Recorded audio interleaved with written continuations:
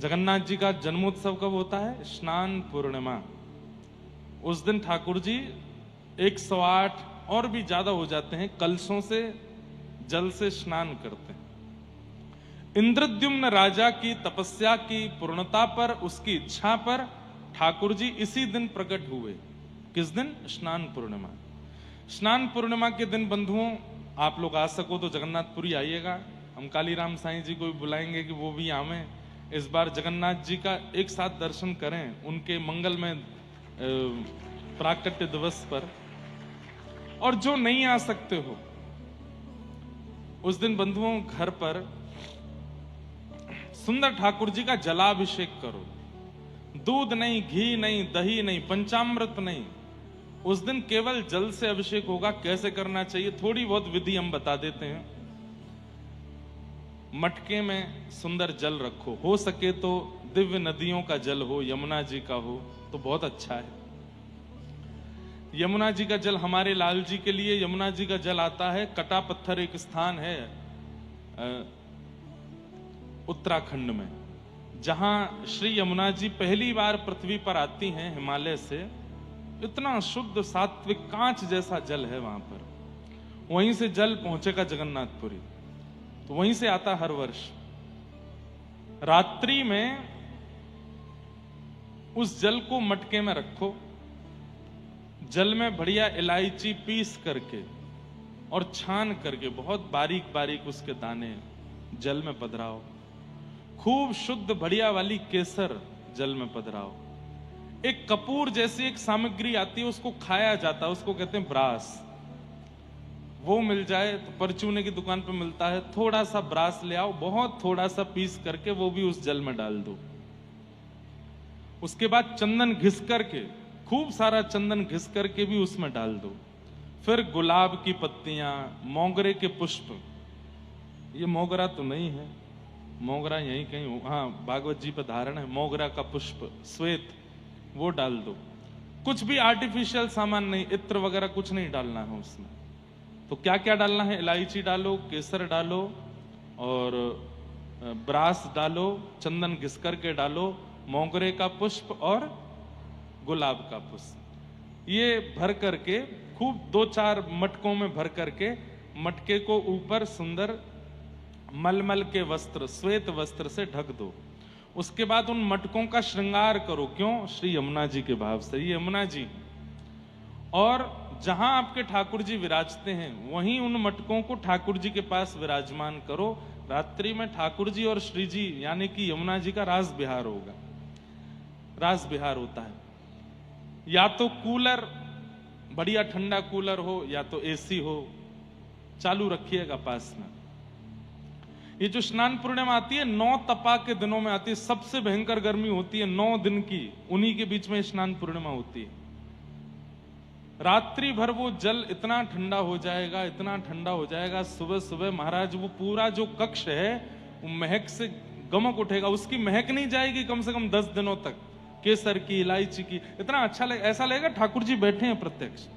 फिर उसके बाद सुंदर पात्र लो, पात्र लेकर के ठाकुर जी को केवल एक कौपीन, एक लंगोटी पहनाओ और कुछ नहीं, और बढ़िया धीमे धीमे उस जल से स्नान कराते रहो। पद गाओ, स्तुतियां गाओ और खूब देर तक ठाकुर जी को नहवाते रहो।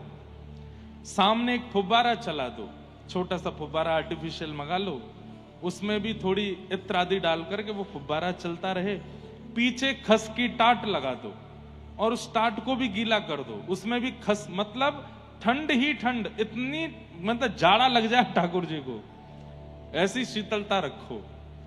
और बढ़िया नीचे कोई फर्श पर कालीन वालीन नहीं, सामान्य पृथ्वी रहने दो, उस पर भी थोड़ा गीला गीला हो जाए, वो भी ठंडी हो जाए, मतलब चारों दिशाओं से ठाकुर जी को शीतलता का अनुभव हो।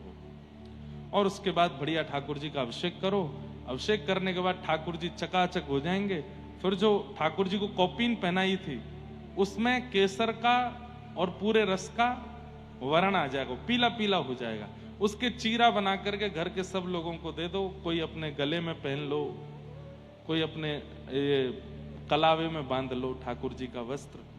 फिर ठाकुर जी का बहुत सूक्ष्म श्रृंगार। उस दिन एक ही वस्त्र पहनाओ ठाकुर जी को, ज्यादा नहीं। एक वस्त्र पहना करके चंदन घिस करके उस चंदन की छोटी छोटी गोलियां बना करके वही ठाकुर जी को माला, उसी का ठाकुर जी को पाग, उसी के कुंडल। ठाकुर जी को आज कुछ भी भारी पहनाना नहीं। और फिर बढ़िया प्रसादी भोग लगाओ। प्रसादी में भी खाने वाली वस्तु कम, पीने वाली वस्तु ज्यादा। आम का पना, पना जानते हैं आप? आम का पना गर्मियों में पिया जाता, आम का पना बनाओ सुंदर। और दूध, घी, दही की सामग्री कम, पानी की सामग्रियां ज्यादा, जल की सामग्री।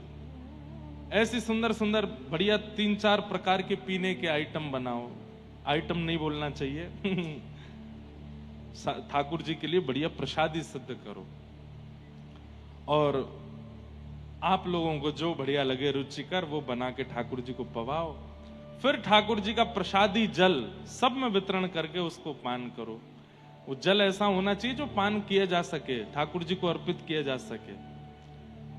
ऐसे करके स्नान पूर्णिमा अपने घर पर मनाइए। और उस दिन जरूर गाइएगा क्या?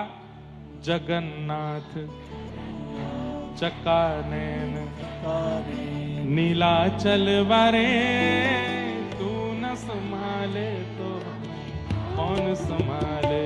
हो तू न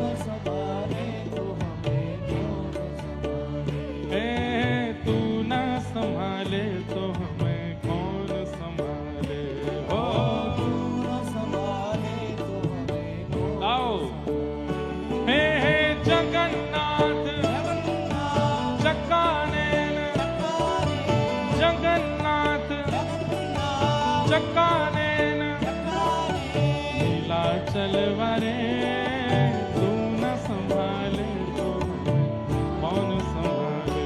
हो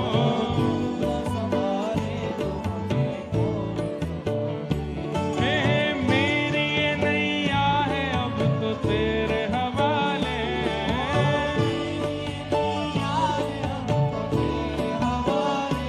हाँ मेरी ये नैया है अब तो तेरे हवाले।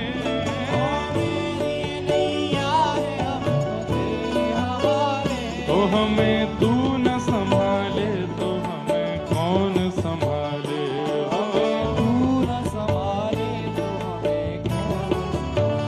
हाँ हाँ तू न संभाले तो हमें कौन संभाले।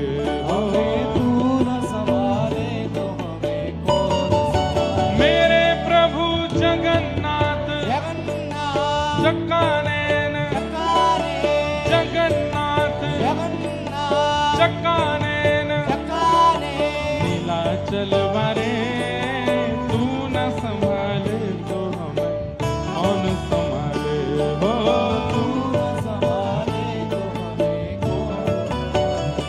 हे तुम्हें छोड़ जाऊं अब मैं किसके दुआरे।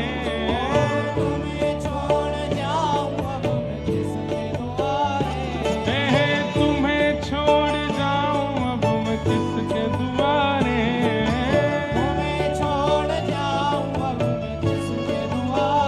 तो हमें तू न संभाले तो हमें कौन संभाले।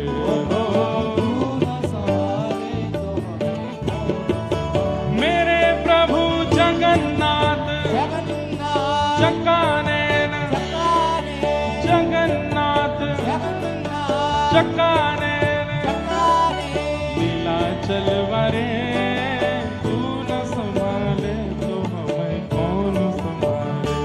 ओ तू न संभाले तो हमें। हे बलभद्र सुभद्रा संग आप विराजे, बलभद्र सुभद्रा संग आप विराजे।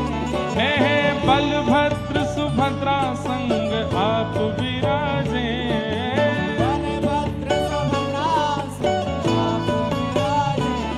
हे मंदिर के शिखर नील चक्र विराजे। हो मंदिर के शिखर नील चक्र। मेरे प्रभु जगन्नाथ चकानैन, जगन्नाथ चकानैन, जगन्नाथ जी की तरह। ओहो